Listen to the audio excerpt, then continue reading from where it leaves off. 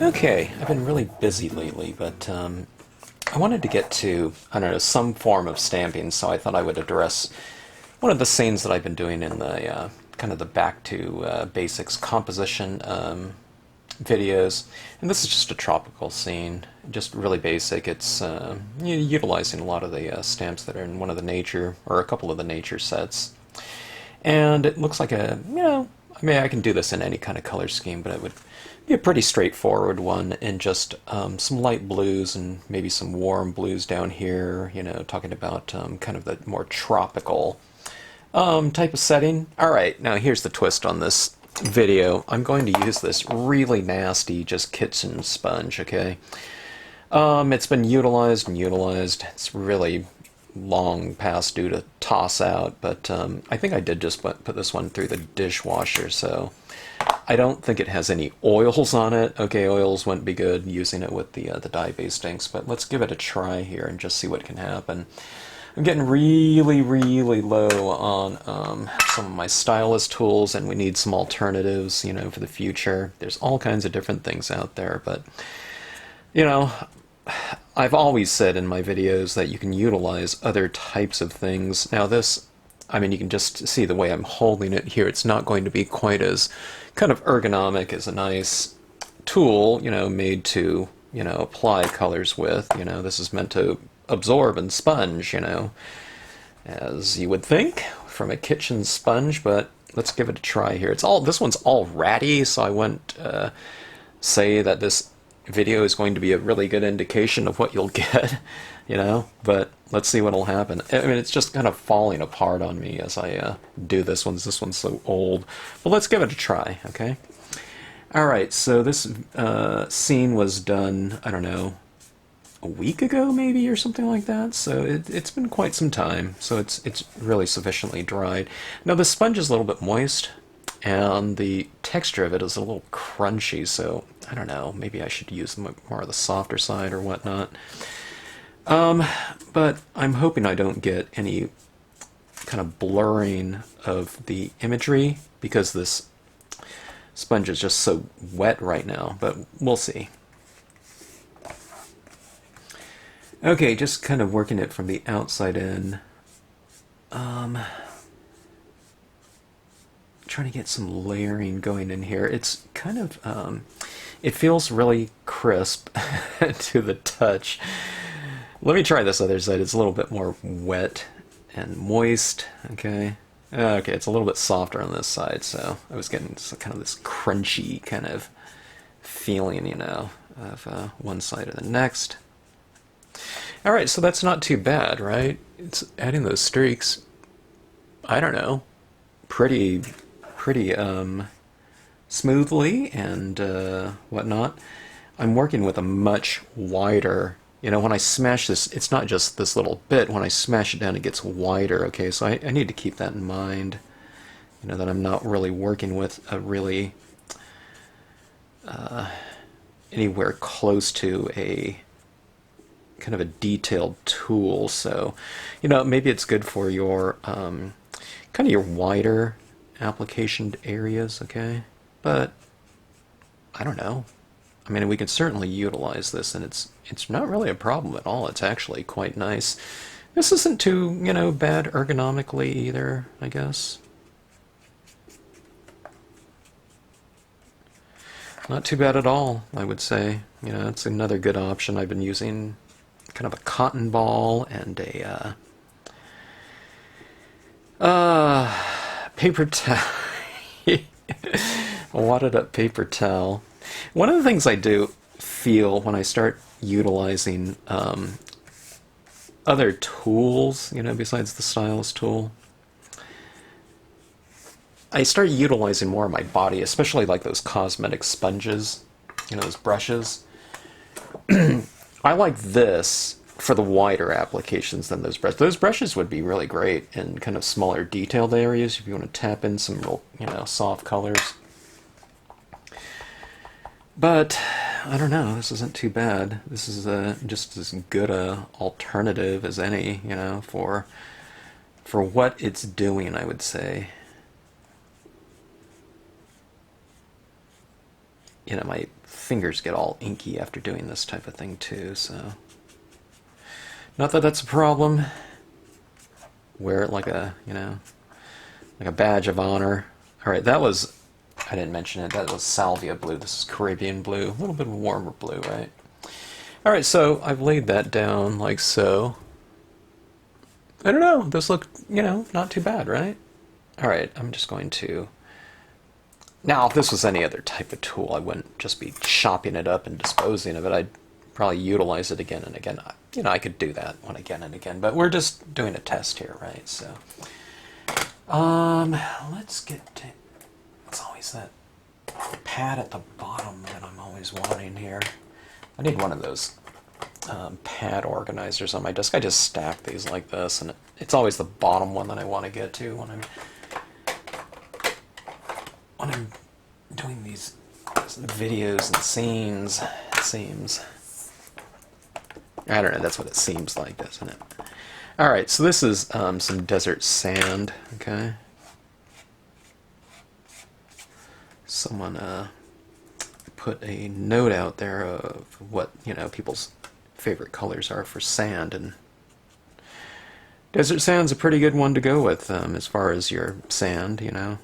I'm not being funny or anything like that, but, you know, not all, you know, blues are great for water, but or something like that. But this desert sand's a pretty good one. In terms of the value of it too, it's really quite light, so it's a good one to lay down first if you want. And let's see, what's my next color to mix with that sand? That sand just on its own is a little bit too light. Let's try some distress inks here, and let's go with a walnut stain, something like that. Not that all sand has to be brown or anything like that, but tans, you know. There's like black sand beach in Hawaii or something like that.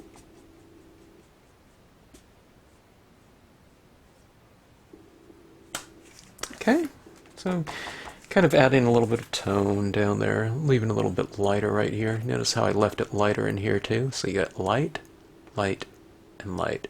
And this kind of goes in the spirit of the, well, really whatever I do, but in the spirit of that easy lighting schemes video. I think that's what it's called. Where you just kind of have an area of light kind of towards the center of your scene, but you just divide it up with, you know, a streak of color. I mean, it could get really dark in there if you wanted to, but you just kind of divide them up, and that provides kind of a really easy lighting scheme convention. You have your source of light and you have your reflected light down there, but they have to be divided up somehow, otherwise it's just one big light source in the middle, right? But you divide them up, light source, reflected light. Okay, so that looks pretty good as far as my coloring scheme goes. It looks completely incomplete though, right? I mean, I could work, you know, some darker tones with some blues in here in the shadows, but let's try it and utilize some pens here too, okay? We have our alcohol pens, and this is a really good way to go in and just to, kind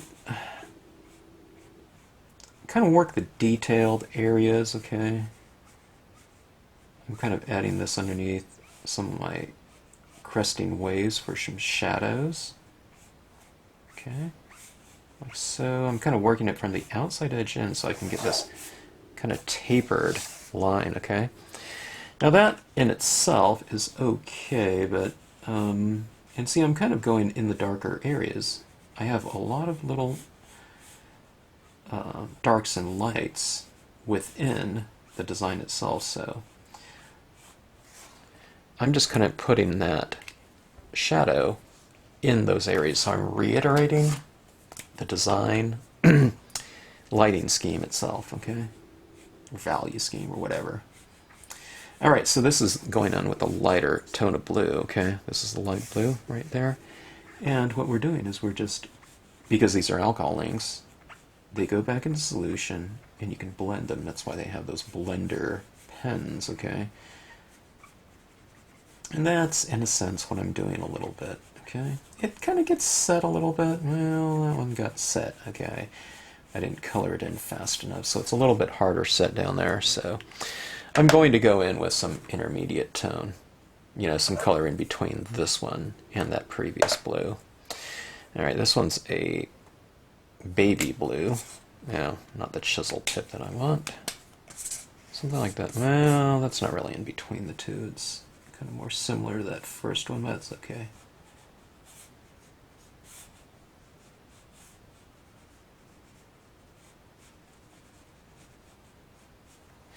Alright, so I've added that in there, and now while that's wet down there, I can go in with my lighter tone blue, and I'll mix that in. It's kind of spreading it around too. This kind of blending, right? Alright, so anyways, let's see, can you see what that's doing right in here? It's making the imagery in there a little bit more dimensional, right? So you just hit the shadows with your darker tones. Now I need to do the same for this. Up here it's completely monochromatic, or mono value. So let's go in and hit that a little bit. Okay, we'll hit it with some... This is what I do, see on the side of the huts, I'll just add this darker tone. Maybe hit it up in the rooftops a little bit too, because there would be shadows being cast by those palm, fronds up there, by those palm trees, okay? But that in itself looks kind of awkward right up there. So what we'll do is we'll just go in with a lighter tone, like this, and we'll just kind of blend that in a little bit, or a lot. Okay, the sides of it. So see, I'm just, let's see, this is real similar to this sand color down below, so we'll hit that with some of this as well, okay? So see the sand, right in here, it would stand to reason that there would be some shadow being cast by that water, even though the water is, clear and reflective or whatever, you'd still get some shading in there, so... I'll just take this and I'll come into this little area in here, kind of right along that water line, and add some shading in there. Okay, I'll hit a little bit more of this up here. Those huts. Let's warm up those huts a little bit. I think it can use a little bit of, temperature. This is a pastel peach. A little bit of a warmer tone for that kind of grass rooftop. Okay. Now there's very little kind of changes in value and texture within those huts. Okay, so let's go in here and add a little bit of change in value. Okay, like right underneath like in the eaves. Okay, and underneath the I forget that area. That little overhang. Okay, so adding this in, that looks really bad. But good thing alcohol pens. Oops. Good thing alcohol pens. Sorry, spread around, and we'll blend that in. Okay. Actually, that's a little bit too much. So I will lift. Ooh. That's quite a bit. Oops. No wonder that wasn't the lighter color. Duh. Alright, here we go. Okay, see that? That just comes right off. But I still have some residual of it, so I'll kind of move it around wherever I want it to go. I guess I should look at my pen color, maybe? Okay, so... placing that in like so. We'll go into the rocks a little bit too. Alright, so anyways, you see those huts back there. They're a lot more dimensional. There's a little bit too much contrast still between side of the house and the top. I really got that dark in there. Okay, so let's hit that a little bit more. We need a little bit more texture in there, I would say. Okay, this is like a gray, brownish color.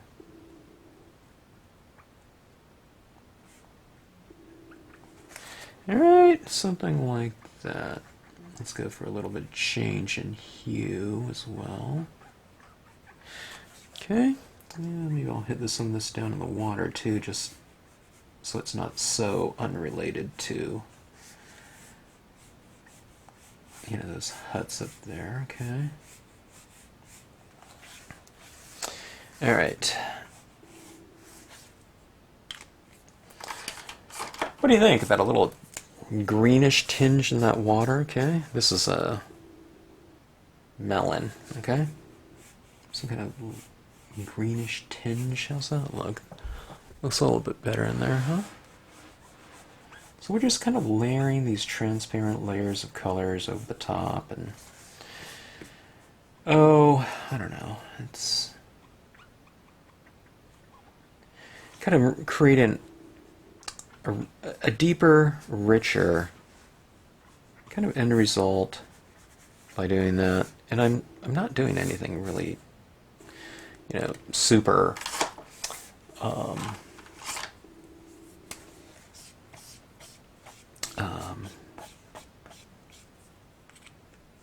what's the word? I don't know what I'm looking for.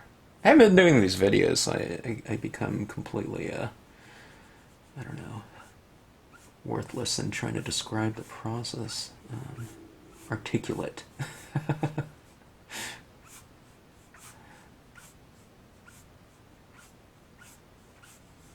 Unarticulate. That's what I mean. Okay, so anyways, here's some pink in here. Alright, that's looking really weird. Okay, but so let's put a little bit of this down here in the water. This is one of those things. I mean, I'm not worried about it. You know, that looks a little bit harsh up there. But we can blend it, and plus I'm also going over it with a ton of the pigment ink too, so I'm not even worried about that. Alright, now see, it doesn't blend in areas where I haven't applied kind of colors underneath it. So it goes, you know, it pretty much stains the page in those areas pretty quickly. So now this is an actual blender pen. I'm just trying to blend it in just a touch before my next step. Okay. It kind of became more of a sunset type of thing. It's kind of interesting. The darker you take it, you know, that's what it kind of leads into. Okay, so here's our cotton ball here. That's kind of one of the newer, old tools, although I haven't really seen people use cotton balls with too much before. But I'm sure people have and do, way before me. Okay, so this brings everything together.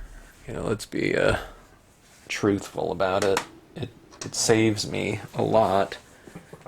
You know, with things like this. When things like that go, you know, are a little bit too harsh or whatever, this is the great equalizer, okay?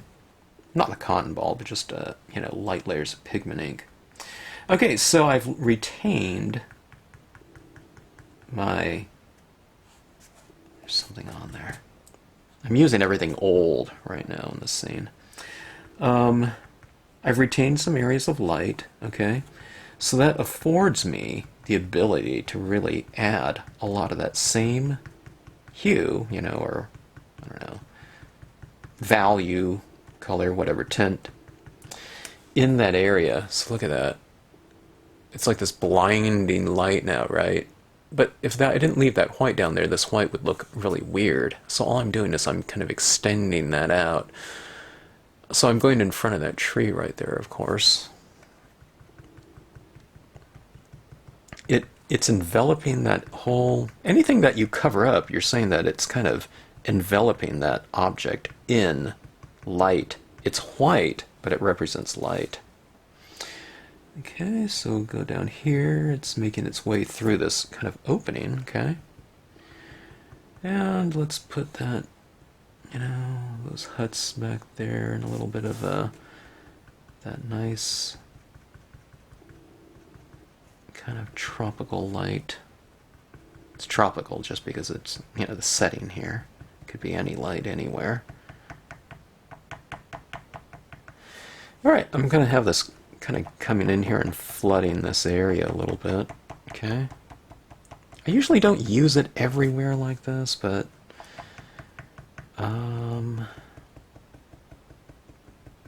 it doesn't look too bad, you know, in here. I usually kind of oscillate it a little bit more. I don't know, I want to make this kind of dreamy looking.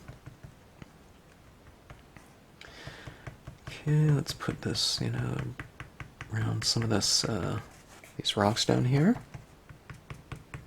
I'll talk about white pigment ink usage. It's a lot. It's not. I'm putting kind of light layers of it down, so it's not totally, you know, just plastered everywhere. But that being said, there is a lot of coverage. Okay, so let me try to make it a little bit lighter right in this area, so that it kind of diffuses. It's a little bit more, you know, like a blinding light right in that area as if you were looking, you know, directly at the light.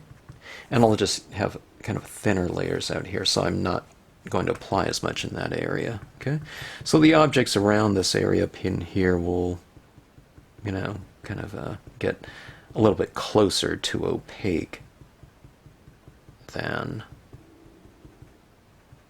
or the pigment ink will, you know, pigment ink will be a little bit closer to opaque than, you know, farther away, which for us would be the closest, but it's the farthest from the light source. Okay.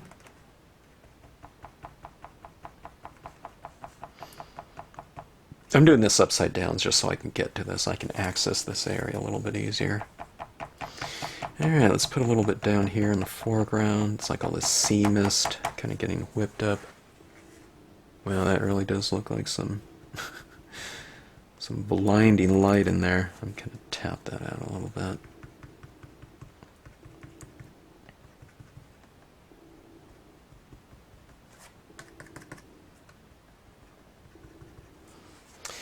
Alright. I can't use too much gel pen in here, because if I try to do it over the top of that pigment ink's going to go right into that barrel, and it'll stop writing, okay? So, I just kind of did that. It's going to make my kind of detailed work a lot more, a lot quicker, and with a lot less fuss, although I wouldn't consider gel pen work fussy. You know, it's really fun and everything like that, but, you know, you are doing kind of dot by dot, which is not boring or anything like that, or tedious, but, you know, it does take more time than just kind of splattering it in there with our bleed-proof white. Okay, that's the Dr. Martin's bleed-proof white, which is an opaque watercolor. Okay, so what I did was I just added a little bit of water in there just to kind of thin it out. And if you don't use it for a while, it just gets completely dry. So you just add the water back into it and mix it up a little bit, and it's ready to go. The whole jar does not need to be reconstituted. You just need a little bit on the top, and it's pretty much ready to go. Okay, so in here we have a really great opportunity for some kind of splattery highlights in the, you know, created by these splashing waves. So going to go like this, and I'll just, with a splatter paint type of technique, it's a little bit harder to control in a, you know, a scene as small as this, getting it to go right where you want it to, but sometimes, you know, when you're doing your scenes, you gotta live dangerously. I'm just joking. But only joking a little bit. You know, you should just I don't know, give things a try. Don't be fearful. You know, it's just a scene, whatever. Now, I'm just putting this around up here. Sometimes it's cool to have all this other texture in there. Sometimes it's too much. But if you don't like anything in terms of this paint, you just wipe it right off. So, see a little dot out there? Maybe that's a little bit too far. I don't want these dots up here. So I just kind of take my paper towel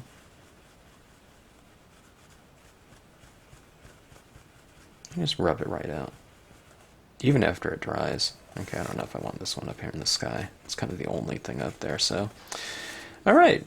Anyways, you see a little texture down here. Isn't that kind of fun in here?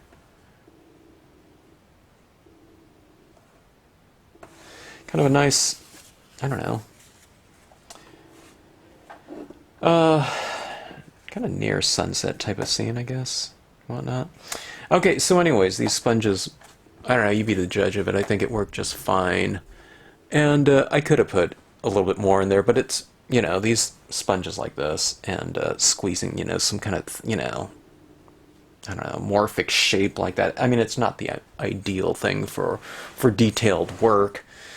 You know, these you can get a little bit more detailed because it has an edge to it. Ooh, this one's getting really hard.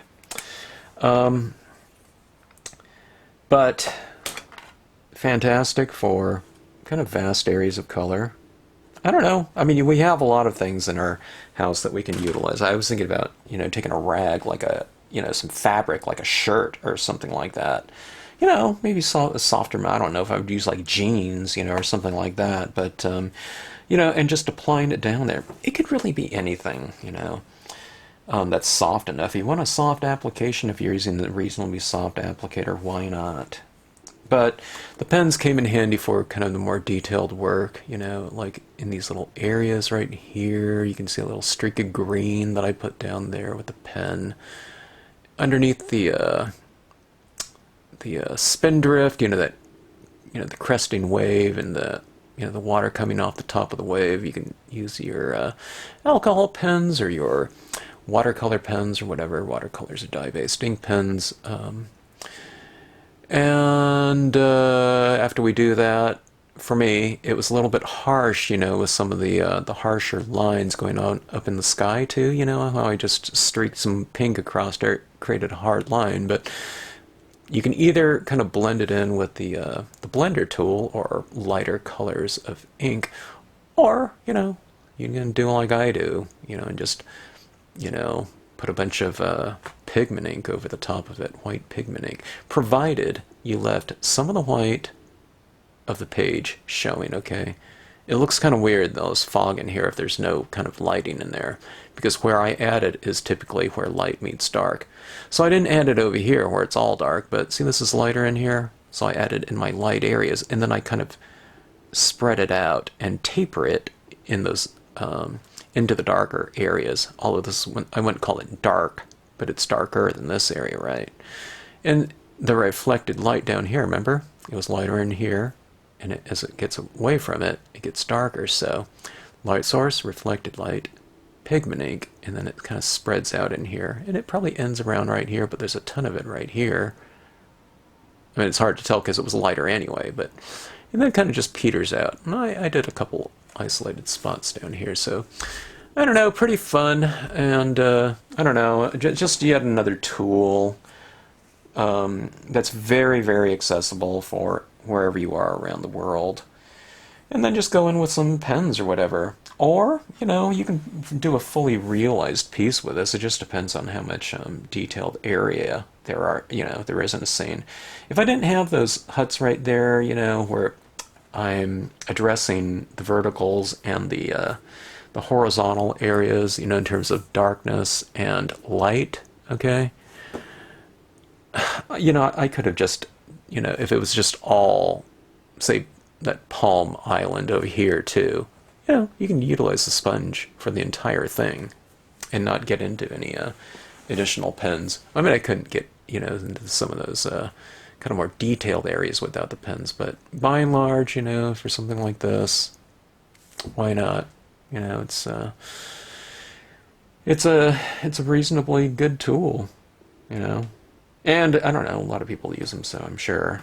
I guess, I don't know, when those new tools come out there, everyone's all over those types and things, but I never hear people are, you know, running out to the grocery store or Target or something like that, saying, hey, you got, you know, these new tools or something like that. But they were out there, and I don't know, why not use them? Okay, so anyways, hope you enjoyed the scene. If you have any questions, drop me a note in the comments section. And thanks as always for tuning into the Stampscapes channel.